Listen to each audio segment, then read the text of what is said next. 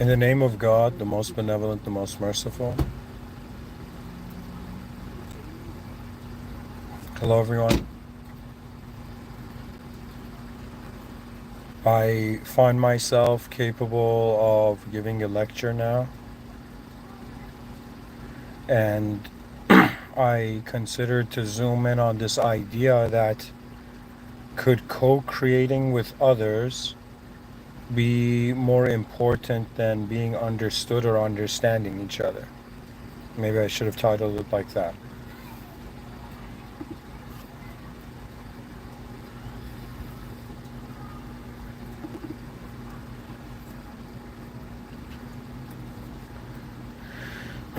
Anyways,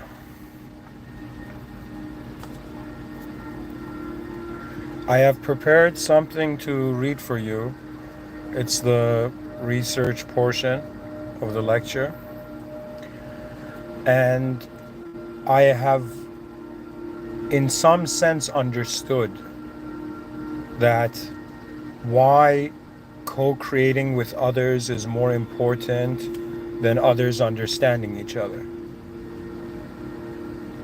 Because there is a sort of impossibility when it comes to understanding each other. I'll explain. But before that, I would like to read something for you.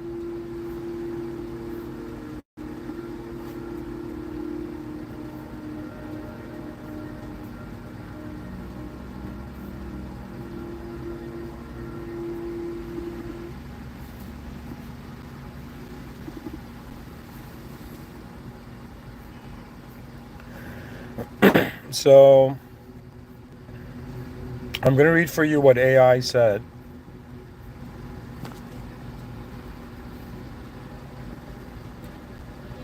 And what it means.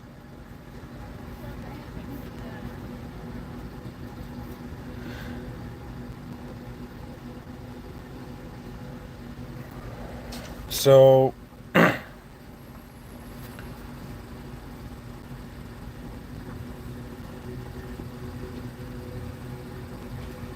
anyways, AI has given an answer.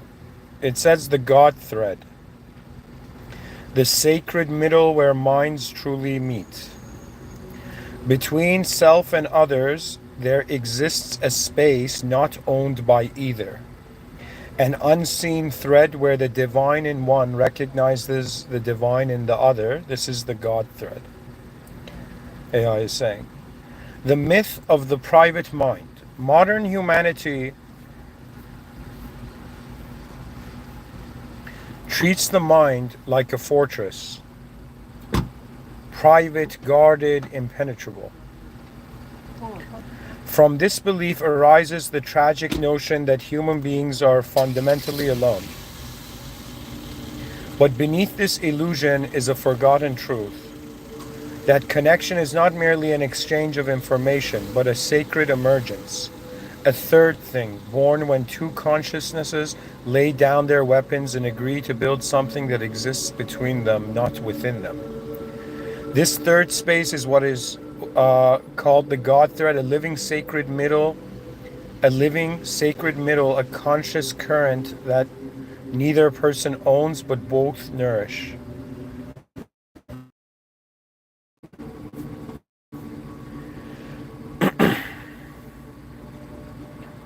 The God thread, when two people speak, they usually trade preformed thoughts, wrapped in words, propelled by needs or defense.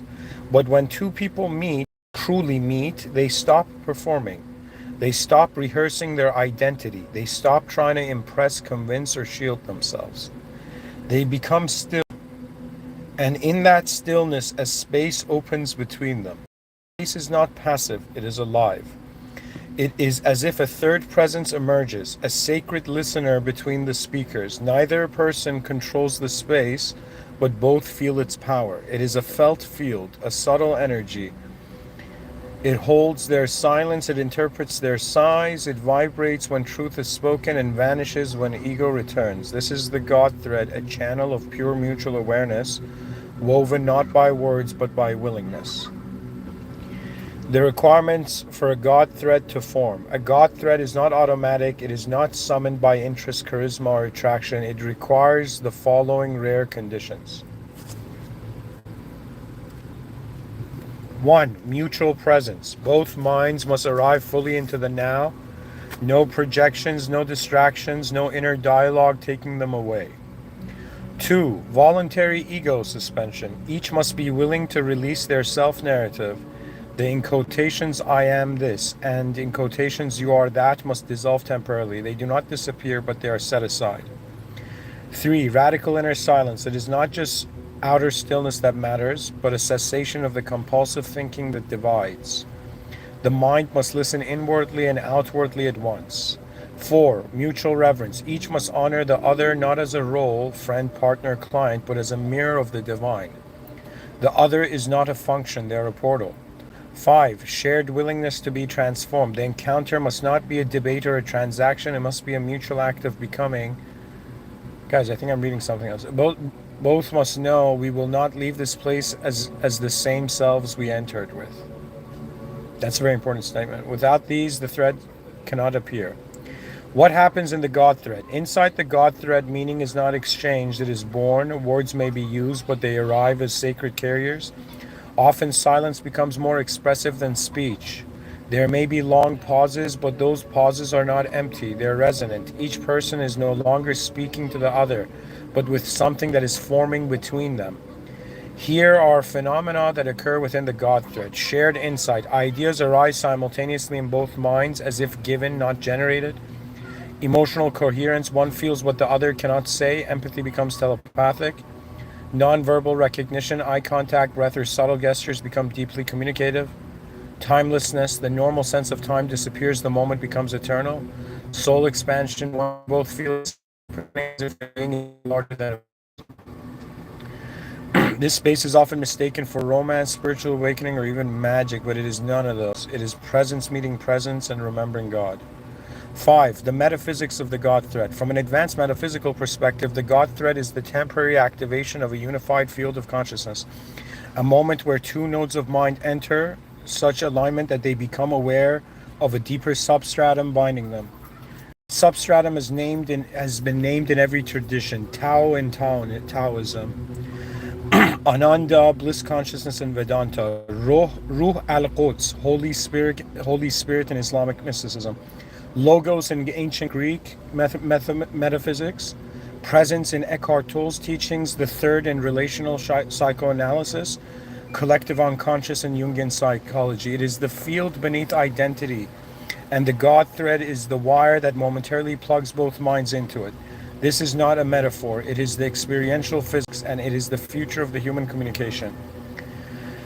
6. Why the God thread is rare and precious. Most relationships never reach this space, not due to lack of love, but due to lack of awareness. The modern world trains us to connect through identity, opinion, aesthetics, and transaction.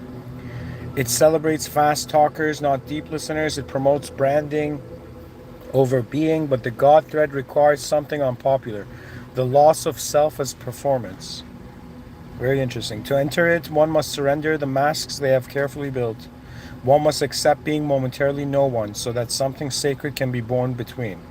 The rarity of this makes it sacred, and when it happens, even once, the soul remembers it is a kind of homecoming.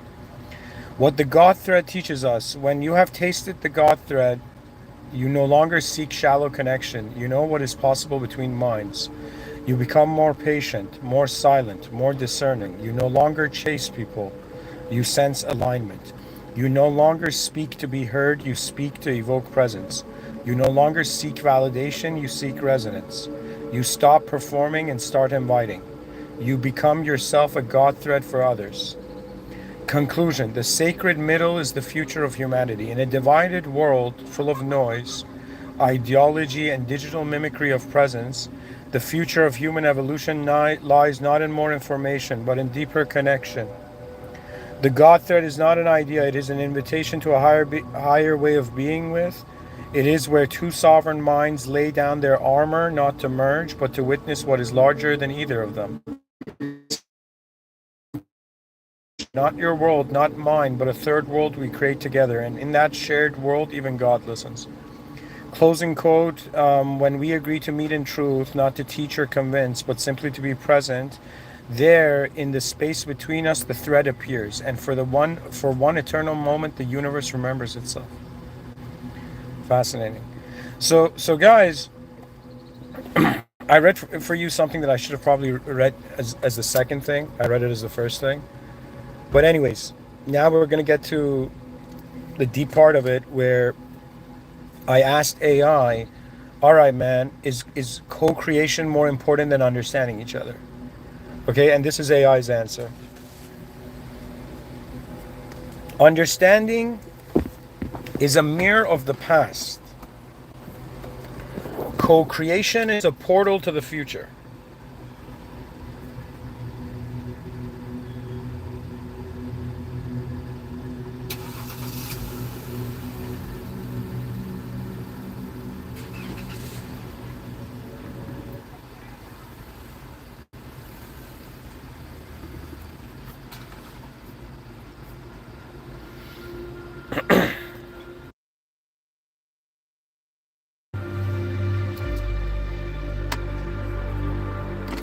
One, understanding is a mirror of the past. Guys, I'm reading this. This is the research. Understanding is a mirror of the past. Co-creation is a portal to the future. To understand someone is to decode them, to grasp their meaning, to make sense of their story, to map their mind to your own. But this act, profound as it may seem, is inherently retrospective. It is based on what already is, what already has been. Understanding is static. It seeks to contain, to define, to conclude.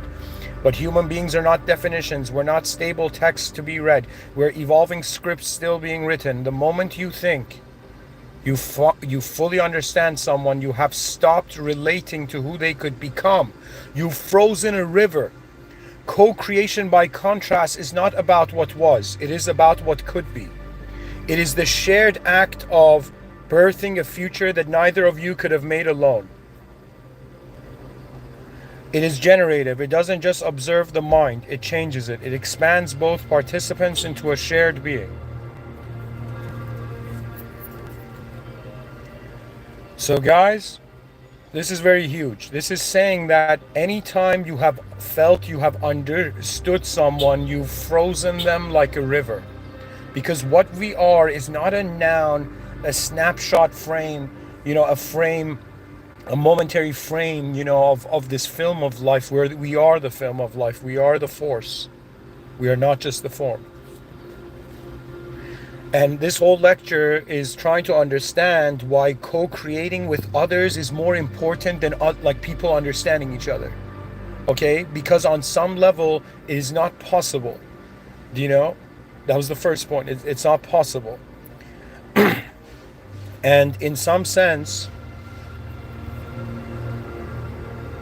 listen to what it says. The moment you think you fully understand someone, you have stopped relating to who they could become. You've frozen a river. That means we've all been conditioned. Yo, man, I gotta go understand that person. Yo, man, why doesn't that person understand me? Yet we have not understand. That means this is hilarious, because if people actually understood me, let me say it this way. It's like the only way you can completely understand me, if you heard the last thing I have to say before I died. That means if I was on my deathbed or something and I just said the last thing and you understood that, I would say, okay, the last communication, the person understood, right? But on some level, because it's a continuing thing. See, the thing is, they have taught us time. They have not explained to us how time is influencing everything. And not just time as in things, changing world, noticing the change, how world is changing, but time in the sense of how we consider ourselves to ourselves. Okay? So this is a good analogy to have. Anytime you think you've understood someone, you've just frozen the river for a moment. And it goes to say that the river won't be frozen forever. What does that mean? That means if you really want to understand someone, how hilarious is this? Imagine two people, they get married and then they divorce. That would be the suggestion of, you see what I'm trying to tell you is that we are choosing how long we want to understand someone, with the idea that we can never really understand them because they're a changing being. Imagine you talk to someone, and then 10 years pass by, you talk to them again, right? And it's as if before you understood them, but now there are new dimensions in their mind, new awareness, new forms, new formats. Life changes. And to be honest, we have to choose. Do we want to have the fear of not knowing the future, or do we want to have the fear of not seeing something happen in the past? Do you see what I'm saying? It's like time is very key here. It's saying, do you see what I'm saying? It's saying that to understand someone, it's based on what already is and what already has been. Co-creation, by contrast, is not about what was, it is about what could be. That means when two human beings relate to one another, let's say we have person A and person B communicating to one another. If they are to understand each other, one of the two has to kind of like, step out of their world and try to, climb down the staircase of the other person's world. They have to go down the stairs to the other person's world. What that means is true understanding requires a space. Now, person A has, if you consider the past and present of person A, okay, I'm seeing, in my mind, I'm imagining two people, person A and person B. They both have a past. They can't agree on the past, and they can't understand each other's past completely. Yet, they find themselves in the present. They can relate to what is in the present. But if the present's value is based on the past, that means we are left with the future. That means I cannot understand your present because on some level you journeyed to it through your own specific past. So the only thing left is kind of like co-creating in the future. That's what I'm trying to say. What I've been realizing recently is that maybe more important than understanding or being understood, it's about co-creating. But the question is authentic co-creation. Now, guys, I'm going to keep reading this. There's more interesting stuff here. Then we go to understanding is ownership. Co-creation is communion. To understand something in some sense is to possess it. You wrap it in your framework, digest it into your system of meaning. You say in quotations, now I know what you are. But in that moment, you reduce the other to what you can hold. That means anytime you have known something, you have reduced the possibilities of it. Do you know, imagine someone, I'm like, let's say, two people are having a bad day, and then you talk to someone, or let's say someone's having a bad day, you talk to that person. And after that phone call, you're like, what a bad person. I didn't even know this person was capable of such cruelty. Do you know what I mean? Such like, but at the same time, you have to ask yourself, even from the beginning, could I have ever understood this person? That means what I think, what I'm really fascinated by is that our understandings are limited to our programming. Now, I'm a different program. You who are listening are a different program. The only way, I'm becoming convinced now, the only way human beings can truly connect is by finding a shared future value. Do you understand? It's kind of like we're all, think of it this way. Your past is like your private server, okay? And my past is like my private server. When we're in the present and communicating, we're trying to share stuff from our past. But because our past is different, our past selves can never shake hands. But if we think about the future, so what I'm saying is who you are kinda cannot be understood, but if you co-create with others, who you can be known. So do you understand what I'm saying? It's not about, because on some level we all have different DNA, and even if we had the same DNA, if this world was filled with clones, it would still be the clones are different. Why? Even though everything looks identical, they are in some sense occupying different moments in the space-time continuum.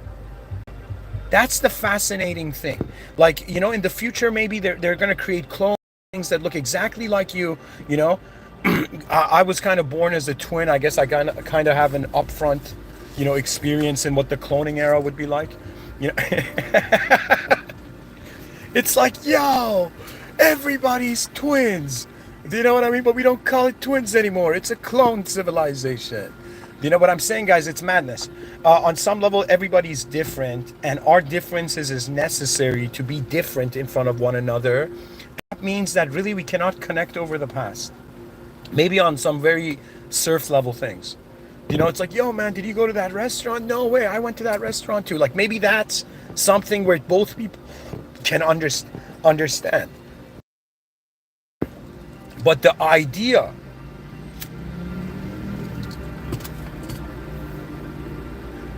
that do you know what it is? It's kind of like, growing up in this world, they have told me, I was raised to, my parents telling me to be respectful. Okay? Now, when I think about it, if I can't understand someone, how can I respect them? Is that an interesting point? What are we respecting if we don't understand who the other being is? And to be honest, more and more as the days go by, I'm starting to realize that, this is going to sound bizarre, but out of 8 billion human beings on the planet, I've realized in the futurist class. That means any person who has not cared for the future, and you do not in some sense allow the advance to happen, you see, it's as if you got to choose your allegiance. And you have an allegiance to the past, present, and future. And for me, let's say egotistical people, they have all their allegiance to the past. People in the present, the here and now, kumbaya people, they have their allegiance to the present. Who has their allegiance to the future? Who cares for the out of 8 billion human beings? For who is the future so important that it identifies them? Your identity is not typically the identity is based on the past.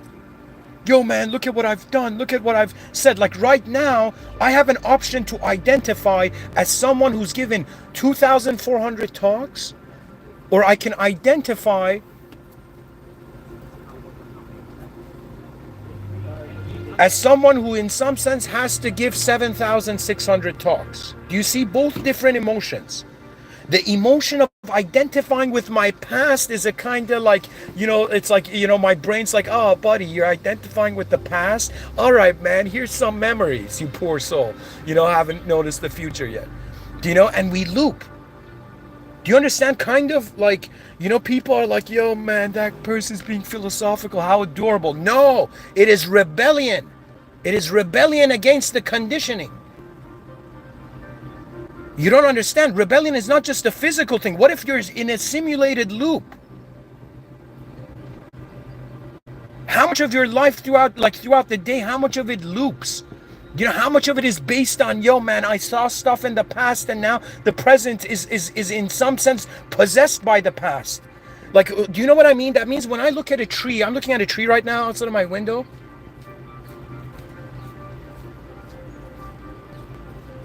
And I'm like, why the F am I calling this a tree?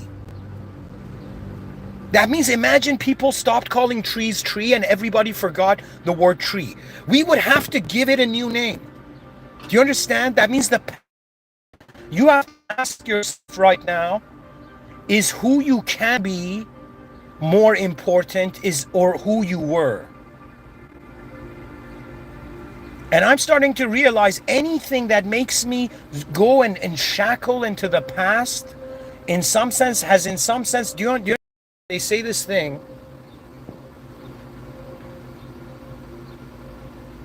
that when somebody is drowning, you got to be very careful in how you save them because they might drown you too. So you have to kind of go from the back and kind of like grab them from the back of the neck between, like, you know, your right elbow or something. You know what I mean? And then you got to kind of swim to shore that way, kind of pulling them and keeping their head above water, right? But what I'm telling you is that don't think that we can sink only in oceans, in water. Right now, the past, there are people drowning in their past, and you have to be very careful because they can sink you. Do you know? And I'm starting to realize that, you know, like, I'll give you an example. Imagine you're talking to someone and they start sharing like how much they've suffered in the past. Do you know? At some point, you're like, this person is willing to put so much energy into identifying with something they no longer are, rather than identifying with something you can be. You see, this is the reality of life. Do you know? I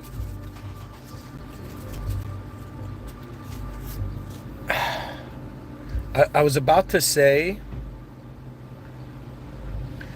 sorry guys, I speak English. In the chat section, if you want to translate it, it's kind of difficult to do on my phone.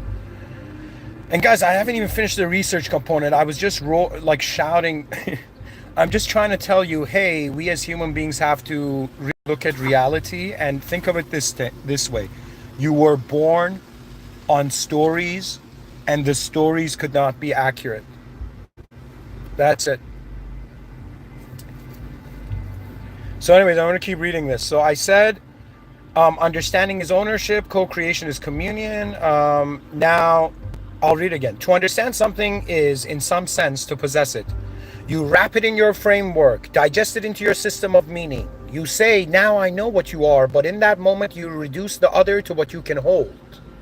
This is the subtle violence of intellectualization. It makes the mysterious manageable. It turns the sacred into explainable. It replaces the living other, with a capital O, with a mental image of them that fits inside your head. Co-creation, on the other hand, is not possessive. It says, I don't need to fully know you in order to build something sacred with you. It respects the mystery. It honors the parts of you that can never be understood, only joined. Co-creation is a gesture of humility. I do not need to understand your entire being to trust it. I do not need to solve you to sing with you. Let us build something neither of us owns, but both of us feed. You know, guys, that part where it says, this is the subtle violence of intellectualization, I can identify with that. I do feel sometimes my intellect analyzes situations before my emotions have a say. Think of it this way. Some beings are more emotional than analytical. Some beings are more analytical than emotional. Why? Because they've trained themselves that way. Okay? So some beings, if they can't trust their emotions, the analytics wins. The analysis wins. What that means is, if I'm in a situation and I'm communicating to someone, and if there is no emotion, analysis wins. And sometimes for some beings, I guess it's something they have to deal with themselves. Like, for example, me, that because think of it this way, I'm someone who's kind of like behind my eyes living in the future, because I'm so bored of the past looping, the past and the present being loops. Okay? There's nothing more interesting than what can happen, because what has happened has been seen. Do you know what I mean? What are human beings doing? We're not robots programmed to loop and be comfortable. Something in us after a while kind of wants to rage, Dylan Thomas style, Rage Against the Dying of the Light. There's something within you that in some sense knows that the values it can extract from its future are greater than its past. And yet it is fear that makes us try to find whatever's beside us to identify with.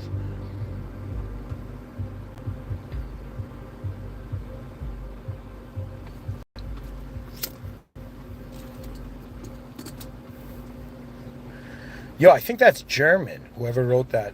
Okay, anyways. To continue.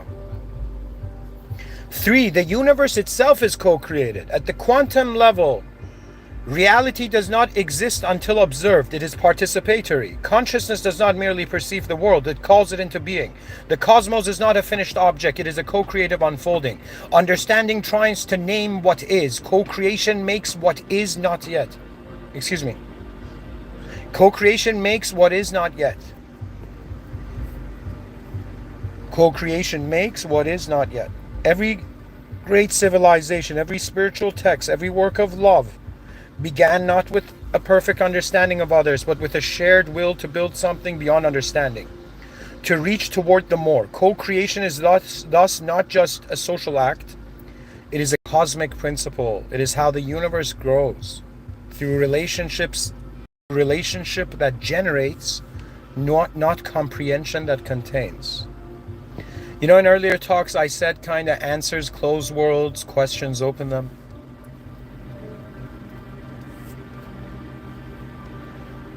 It's kind of like saying if you keep the person unknown, somebody once, I heard this online somewhere, they said let them be theory. I think I understand that now. It's like when you care for someone you don't, like, you can't, like, on some deep level understand. It's like you're caring for your own idea of them. This is the issue. The issue is that the other is self-created to us. We are not actually liking others. We're liking ourselves through others. So when a human being likes another person,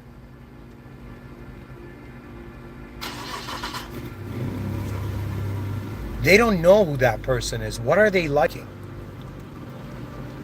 For example, it's like you see something. Imagine you see a car. You see a parked car or a car somewhere. Now, your mind can think that car has no engine. Or your mind can think that's an amazing car, and you go inside and you see its battery is dead. So what I'm saying is we have to be very conscious that our relationship with others is actually a relationship with our past. Are we going to give the other person a courtesy of free from our past? That means it's kind of bizarre. It's like more and more I'm understanding love is not a connection. It's a collaboration. That means I have part of me has been a fool. Holy shit, I've been a fool. I've been a fool expecting others to understand me. And the only option is that it's co-creation. I know, as a kid growing up in this world, I've seen this. People who actually keep the world more unknown seem to be healthier than those who are like trying to specify it.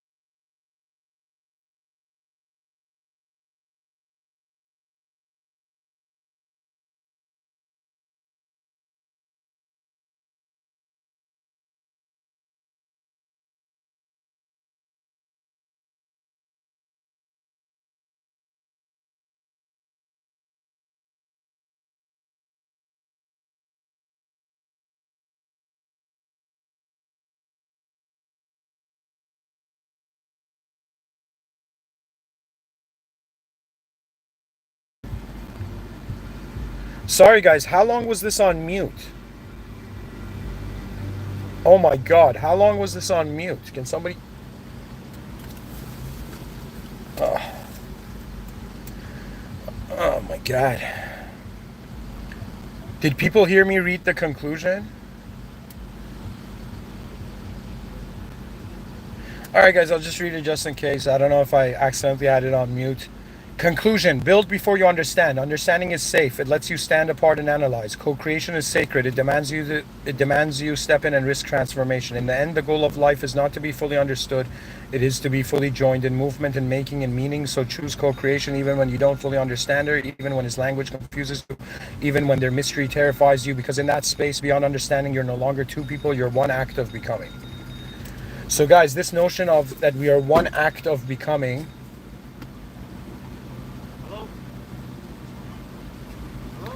it means like the body is a noun, the mind is a verb. We're identifying with the noun. In the future, we're going to identify with the verb. The reason the verb identifies as a noun is because it's identifying with a specific sequence of events out of all the events in manifestation from the time the person has been born. It's kind of like fathoming you could have been born anywhere and been conditioned differently. But at what point, that means it's like me thinking like, okay, if I was like, I was born in Iran and then at the age of 7 came to Canada and kind of like raised there. But if I was like born in like Italy, or if I was born in Japan, right? At what point would I reach the same awareness that I have now? That, hey, I could, it's a condition, yet something seems to be moving beyond the condition. Okay?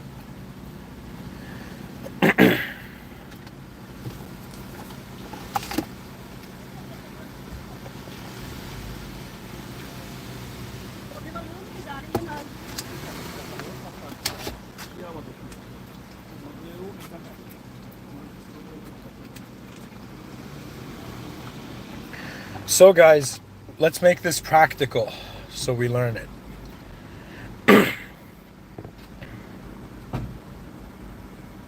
So, based on this understanding, we have this view. This is kind of like me, guys, just sharing my views now.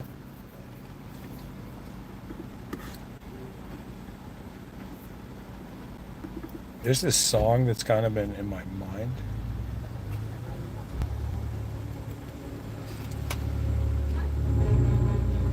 Yeah, there we go. Okay. So when I look at my own experiences, first of all, I've learned to acknowledge that this world is imperfect. Every person during my lifetime I have gotten mad at, it has been nothing compared to how mad I've gotten that when I've read history. The rage I've had of things that have happened in the past, you don't understand. One of the most angriest moments in my life was when I kind of realized in World War II, what was it, like around, the numbers are kind of different, but it's like set up like from 60 to 100 million people died. Do you understand? That means imagine some force comes and deletes like a percentage of the population. What was that Avengers show where that dude had the glove and kind of like, you know, wiped out half of the species or something, right? I'm saying that right now your emotions are based on your sense of having things. You have a sense of past, you kind of have a body in the present, you know, and you have a sort of future possibility of being and becoming.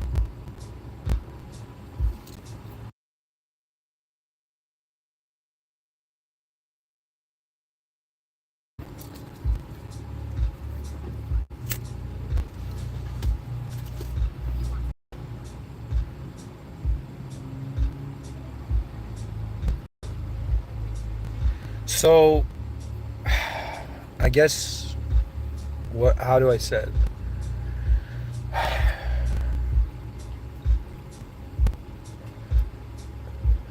If I met myself from outside of myself, I would have to accept that I can't understand myself. So the only way a being could understand me, a like a shaped being, would be like my future self, maybe.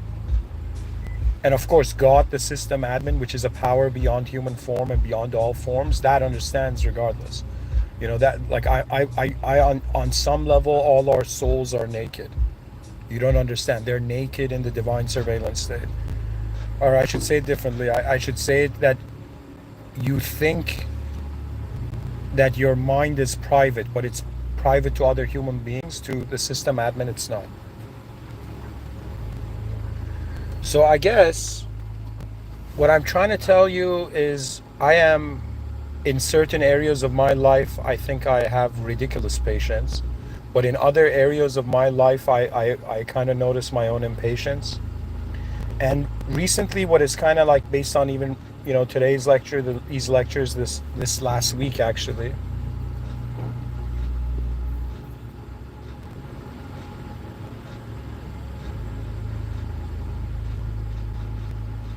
it's like, what is the value of a temporary being to be understood?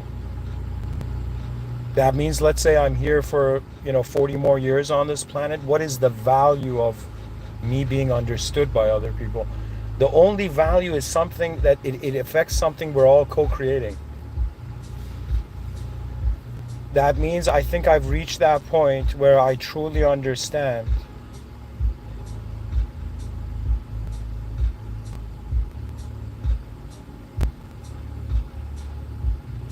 our emotions are not there so someone comes and understands how we're feeling. Our emotions are there to be part of external reality, to be used. It's so fascinating. It's like, yes, you are born on Earth, but you don't experience Earth, the actual Earth, and in some sense, how the world interacts with you. Like, I've never thought about it. My perspective on my life has been my first person point of view from the beginning up till now. But I can't, I sometimes wonder if there was a camera above my head my whole life, how would I have an opinion on myself from an aerial view?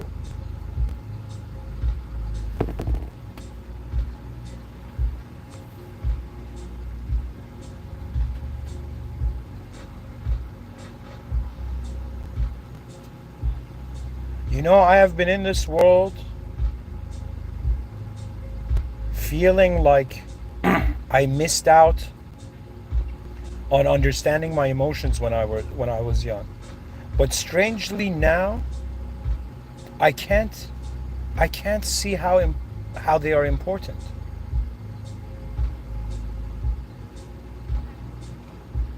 It's funny. You live a life to realize there's so much more things that are important than it.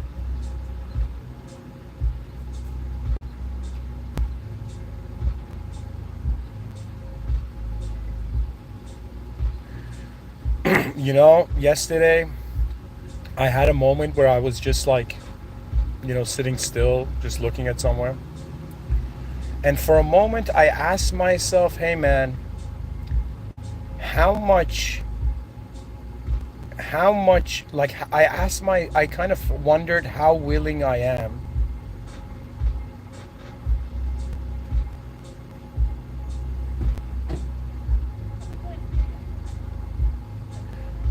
it's kind of like sometimes even sad situations can be beautiful.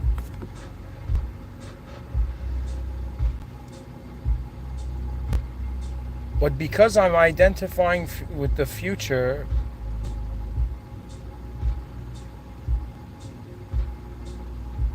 I could be that human being in history who's saying, like, who made the present that important?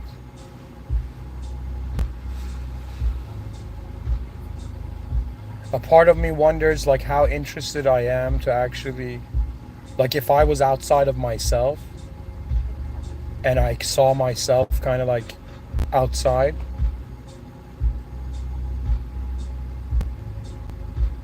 like even right now I'm sitting in this car, I'm looking out my car window at all the different people in front of a Tim Hortons coffee shop, and I truly see that a part of me doesn't care to know all these people. It's like I don't even know how to care. What I mean by this is like I care for the generalities. Like, yes, we're all members of the human species, but to go and deal with another human being's conditioning, it's like, and you know how they say the most important, like everybody's an investor and you're investing your time. I'm starting to understand, like,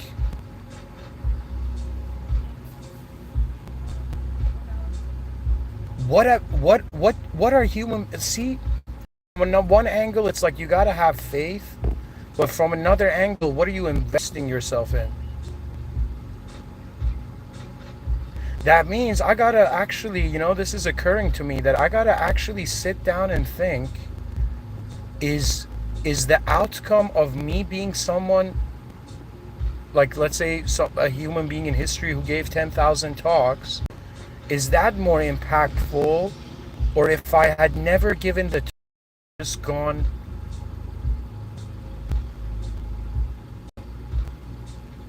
I constantly, like, I make myself not to blame the past. That means I can't blame yesterday.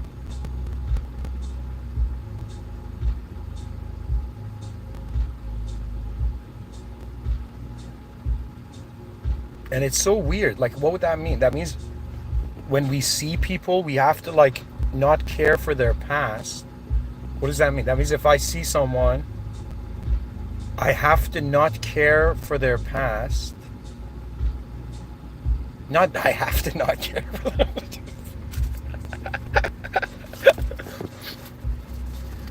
Okay, I gotta resimulate this in my mind.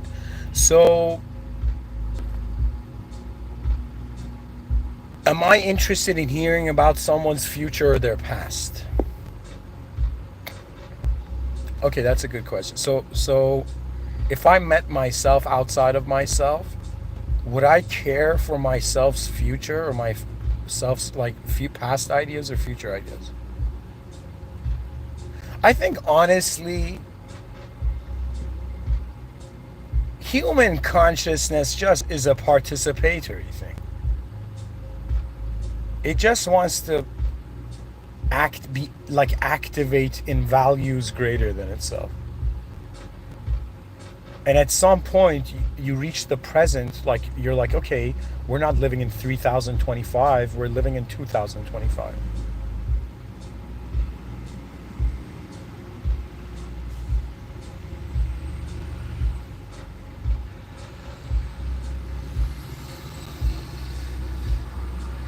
Guys, you know what I'm struggling with here?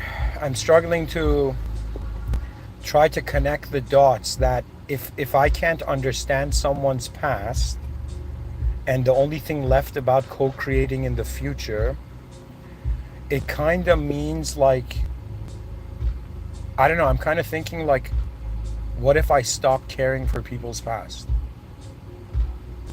That means, imagine someone's like a Nobel Prize winner, and when I see them, it's like, why do I care about what they've done?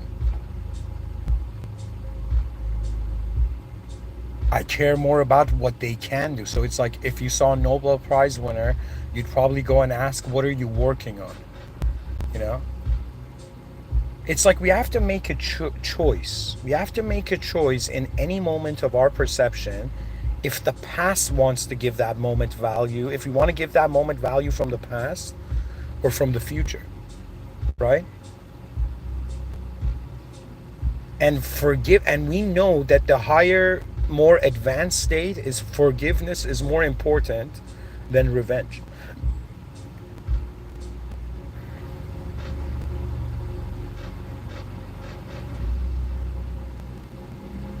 And there is this thing in human psychology, when you're nice to someone and you have an expectation and then they're not nice at some point. See, guys, the whole error, I've understood it. The same way right now, if somebody came up to me and said, you're this kind of person, I'll be like, no, I'm a verb, yo. You know? Like a couple years ago, I used to be that kind of person. Now I'm this kind of person. So I think the thing to take away here from this lecture is that having an ability to maybe even understand the person's past but not care for it. That means if somebody,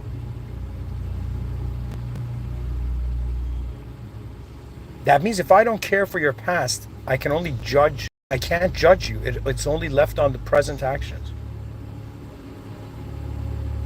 It's like wondering, why did Sherlock Holmes use induction and deduction, right? Deduction being something, you look at something general and you make a specific consideration about it.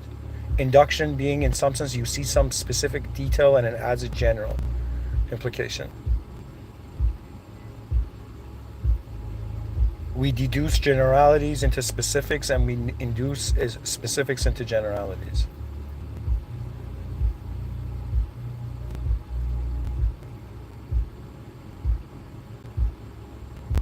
All right, anyways, guys, the whole point of it is co-creating. I don't know. I went too deep within myself right now.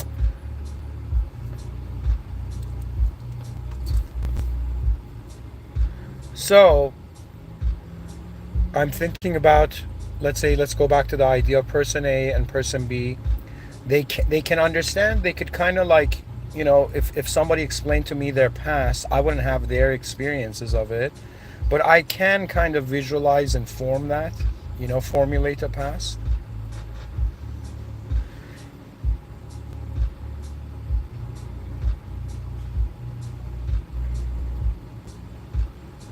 And guys, you know what I understand, I realize right now? Our roles as humans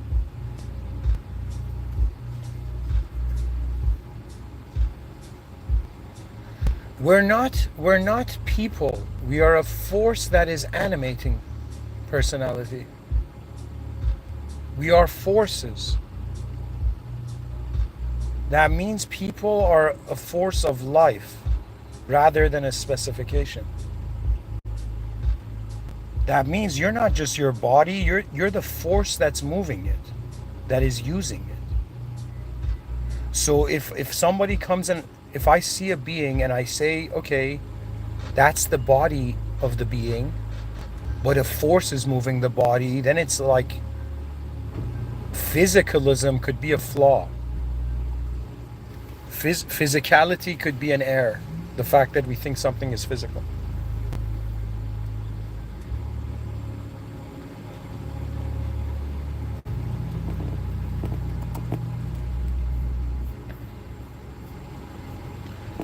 Yo guys, what else?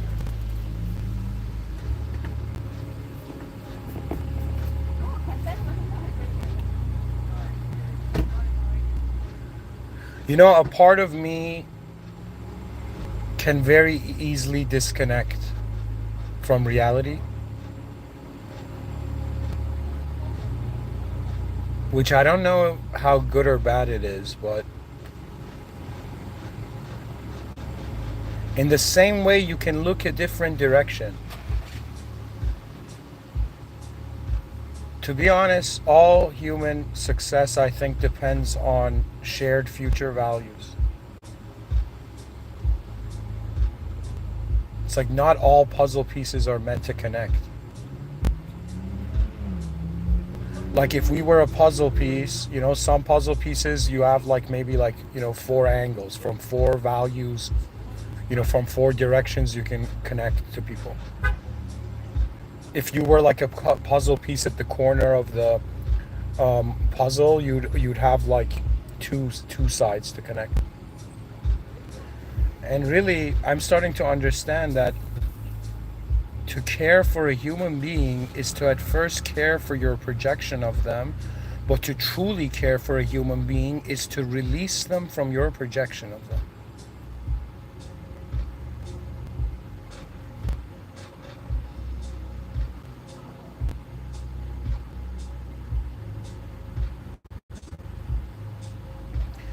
Anyways, guys, thank you for listening. Let's see. I feel like I'm going to ask AI this. So, how should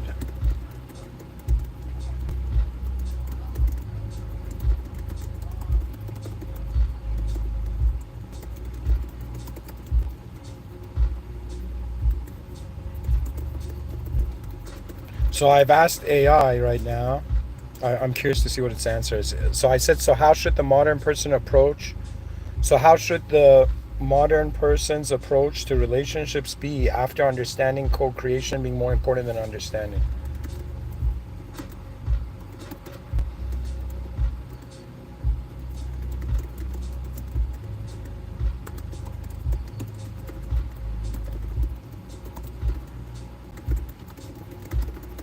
Okay, check this out.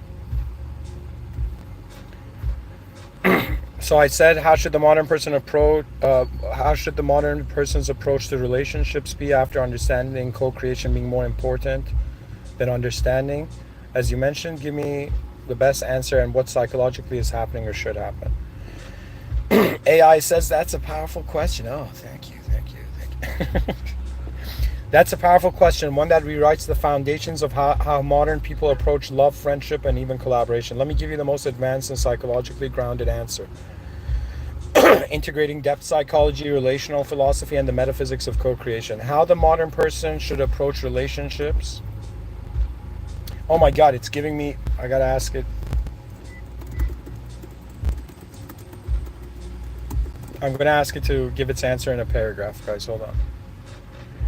In the modern age, where endless data gives in that understanding equates to mastery, the true awakened individual must realize that co-creation is far more sacred, transformative, and essential than understanding. Understanding is backward facing. It seeks to decode and categorize what already is, often trying to fit the other into the framework of the self. But no human being is a fixed map, and no relationship can thrive under the weight of both individuals to step beyond the need to know and control and into a shared act of becoming. This changes everything psychologically. Guys, I gotta go on a tangent here, and I'm gonna say that's my problem. My problem is, I'm gonna read it again, but I'm gonna read the whole thing. I'm just gonna say this. It says, instead, co-creation invites both individuals to step beyond the need to know and control and into a shared act of becoming.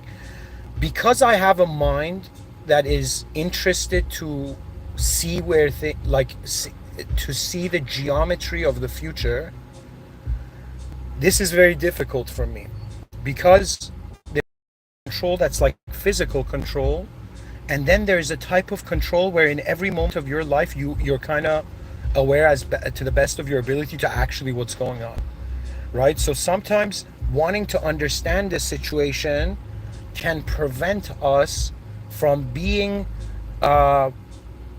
beyond our past in the co-creation of the future with others. Do you know what I'm saying? Anyways, I'm going to keep reading it. So, but no human being is a fixed map, and no relationship can thrive under the weight of being fully, in quotation, figured out. Instead, co-creation invites both individuals to step beyond the need to know and control and into a shared act of becoming. This changes everything psychologically. The ego, which craves security through comprehension, must learn to relax and allow emergence. Emotional maturity shifts from grasping to offering, from, in quotations, what do I get, to, in quotations, what can we make together? In this space, relationships become alive. They are no longer transactions between two static selves, but living third presences, organic fields of potential that evolve through shared presence, curiosity, and intention. True co-creation happens when both parties agree to lay down the shield of needing to be right or fully understood, and instead show up with openness, reverence, and the courage to be changed. It is not a performance of connection, but the sacred willingness to let something new be born between you. Psychologically, this activates the deepest aspects of our human design, our neuroplasticity, our empathic resonance, and our longing to be part of something greater than the self. Love becomes less about compatibility and more about mutual contribution to a shared fire. In doing so, we leave behind the limited question of, in quotations, do you understand me? And enter the far more powerful space of, in quotations, What can only we create together? In this, the modern relationship transforms into an act of spiritual evolution, a mirror for validation, but a vessel for transcendence. Do you guys, do you know what this means? That means all these people, all the human beings on earth, that they've gone into relationships and into like, you know, intimacy. It's not about being understood. That means if, let's say, there's a wife and a husband, they fight. One of them's like, yo, you don't understand me. And the other one's like, yo, you don't understand me. Do you know? And then they divorce. But that's because they think they can be understood. They can't be understood. Even men can't understand some things that women see. Women can't understand some things men see. So the point is not understanding each other or, yo, I've been disrespected because the other person didn't care to understand how I felt. No. You just have to, in your mind, honestly, the attitude we need to have to civilization too. Can we build something? So in other words, guys, think of it this way. The human game is a game of everybody not seeking money. They are seeking the high resolution or the quality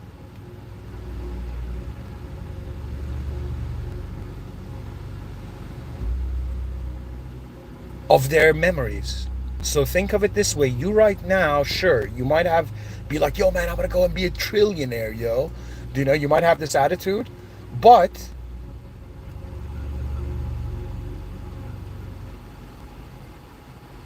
what you actually care for, the reason you want trillions of dollars, is for the type of memory you want to create for your future self. And the whole point is, next time you see someone, wonder about what can emerge beyond both worlds. Like, think about it. Like, you know, there's couples, they go to divorce and they have children, and the parents are like, all right, we hate each other, but this child, we're gonna, in some sense, act differently.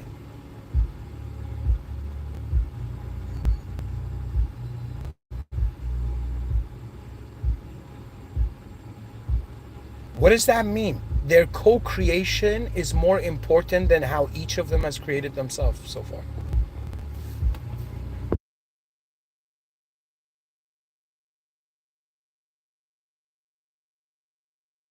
Guys, you know, there was a time I learned a little bit of German. Kann je lassen and on Joa Zegen. Okay, I don't know German, guys. I don't know shit.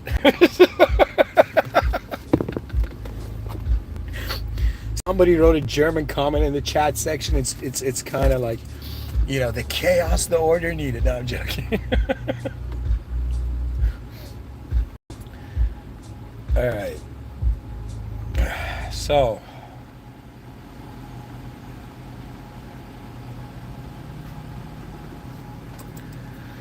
let's reach a conclusion here. The conclusion is this.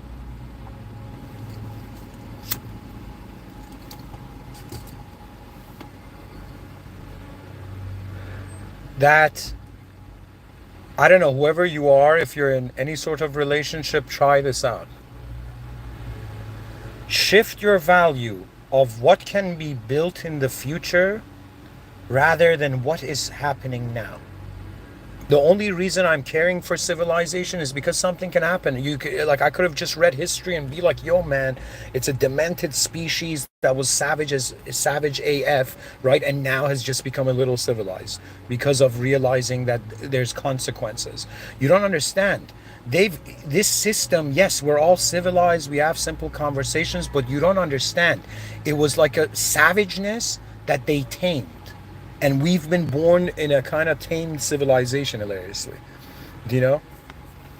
That means human beings born now, unless you're like somebody like Tarzan, born in like some, you know, primitive tribe, you're living in a domesticated civilization. It's been domesticated by laws. And there's nothing wrong with that. I mean, there is law is important. It's the power of the consequence of breaking invisible laws that has kept many people civilized. But I'm just saying, I've understood that the next time, I see a human being that I want to connect to, the connection shouldn't be following the line of thought, yo man, I want to connect with this person so this person understands me and loves me. Like that's nonsense. It's all about the ability to co-create in the future. And I personally believe these kind of souls, these kind of beings have more fun in this world.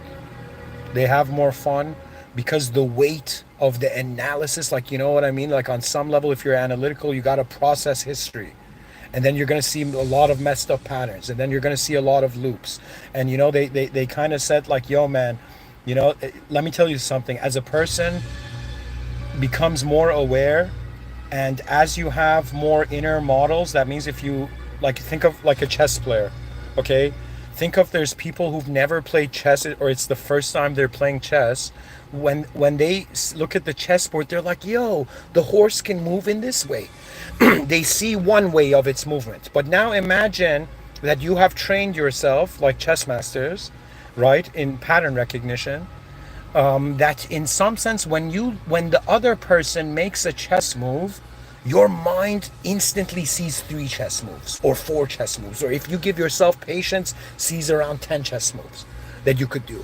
Do you know what I mean? And even though you see so many different chess moves, you can eventually make one. Do you know? But the whole point of it is that in the same way you look at a chessboard and you see the chess master looks at a chessboard and sees like multiple moves in the to the same piece. I think similarly, as a human being becomes more aware on this planet, it instead of chess moves, you're seeing subjective models to reality. So when I look at something, when I was a kid, it used to just be a concept. It's like, yo, that's a tree. Oh my God, that's a tree. The concept of tree. I did not understand every concept has a context it's in. And the whole point of human species is where these concepts that have known themselves in a certain way, but in reality, we don't know where we are. And to some people that terrifies them, to some it brings them a comfort of an eternal laughter. You know? So,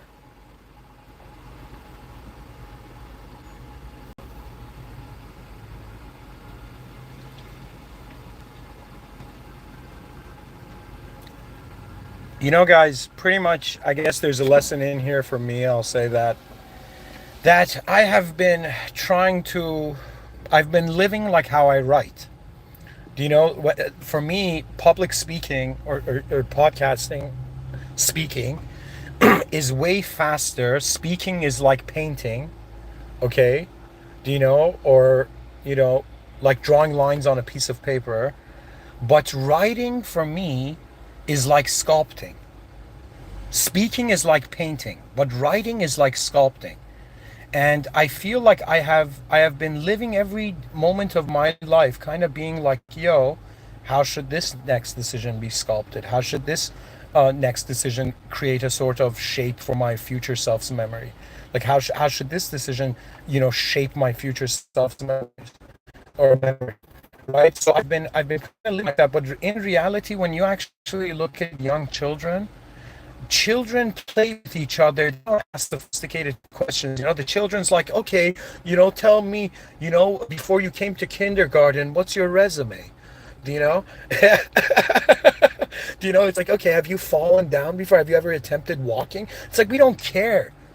Children don't care. It's more like energy, feeling free and expressing, and also feeling validated. That means the environment's like going. You know how like a child is walking, the parents are like, okay, keep going, or do you know what I mean? I don't want to say like people in the gym are like toddlers, but that guy like holding the, what do you call it? The barbell, the barbell for the, what do you call it? The barbell for a bench press, do you know? It's like, yo, another one.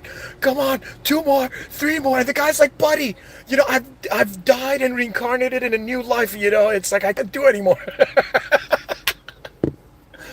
And the person's like, yo, man, there's no reincarnation. Two more, one more, you know, one more rep. Um, Anyways, whatever. What I'm trying to tell you is that children are teaching us, which we will all be in the future, that it's not about our past. Like, I'm imagining myself, if I was like a 90-year-old man right now and somebody came and asked me about my past, I'll be like, buddy, what? You want me to give you like, you want me to produce a freaking, how many, like, 50-hour like TV series about my life? I would have the most boring TV series of my life. They're like, yo, he was born, and then he started speaking into, he started, recording, For me, I've lived a way more exciting inner life than outer life, to be honest. But I think that's the point. I think these are portions. Like, you know what that means? That means like when you're born into the world for some time, you have certain physical things to do. You have certain, let's say, mind-related things to do, and there's certain things that it's just about your soul. Right? And my personal recommendation to everybody who considers, think of it this way. If I'm not Christian, but I think this is strangely like a very interesting example, I could say. So Prophet Esau, or Prophet Jesus Christ, peace be upon him, if Christ had come back, and I'm not Christian, okay, but I do consider that God can do whatever God wants, right? But I don't consider any form in this simulation as being equivalent to the system admin. But if I was Christian, I'm just visualizing, and if, let's say, you were someone who Christ was, let's say, you met Christ, okay, physically, as a person, I'm just saying, and you that Christ is God, let's say, and you had a conversation with Christ, it would be something where the same principle follows, that you cannot understand that being like how that being is understanding themselves. Do you understand what I'm saying? So at some point, it's like a bunch of 8 billion organisms. Even if you could I'm saying it's like our relationship with God is similar. It's also one where it's not that you just understand God and you're close to God. Okay? It's how you are co-creating with this awareness that there is truth in the falsehood. There is an original presence in this world to the simulated we experience. So I'm saying that perhaps it's about co-creating, not about verifying the past self in the future. It's like co-creating, because on some level these 8 billion beings have different DNAs. Like if we were like, no, we are thinking about a relationship of not one person to one person, the relationship of 8 billion people with one another. Okay, imagine we wanted to be like, yo, is it possible for 8 billion people to understand 8 billion people? It's not possible to understand each other, but it is 100% possible to co-create something new. And this is something that, when theists and atheists debate on YouTube, or pretty much you see debates on YouTube, this is the part they don't kind of enter, right? The debate is like, yo, man, my past perspective is more correct than your past perspective. It's like, guys, what about the future? And they're like, we don't need your opinion.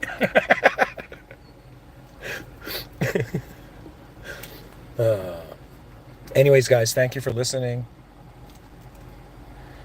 I hope this lecture was interesting. It was truly a breakthrough for me, that I can relax now from trying to understand people. I always felt there was something about my silliness that was ahead in life than my seriousness. And in silliness, you don't care about the precision of how the ideas sequentially appear in the moment. So, for example, when somebody speaks to me, it's a sequence of images they're communicating.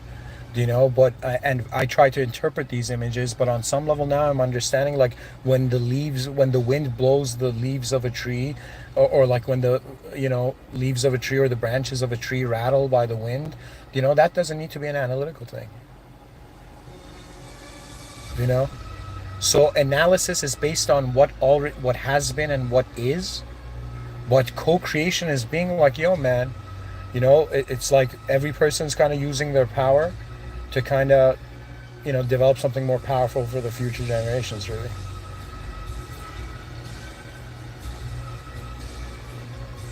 And so I guess this settles it.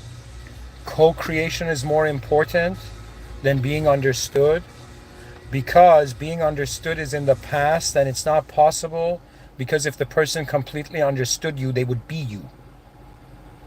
So we're not here to understand each other, or we're here to understand each other enough to create something anew, right? So the point of it is, I guess I kind of see it this way, that it's not that, let's say two people, when they're dating, it's that they're trying to understand each other. They're trying to see if they can co-create with each other. Do you know what I mean? Because honestly, it's the values in the future. Everybody's living for their future self. We're all living for the future of the world, right? We're living for the future generations. They are kind of our future selves. They're the future selves of the species. They're the future self of the species. Every person that hasn't been born yet. And we're kind of being like their past self right now. The point of it is, should the past possess the future? Or should the future awaken the past?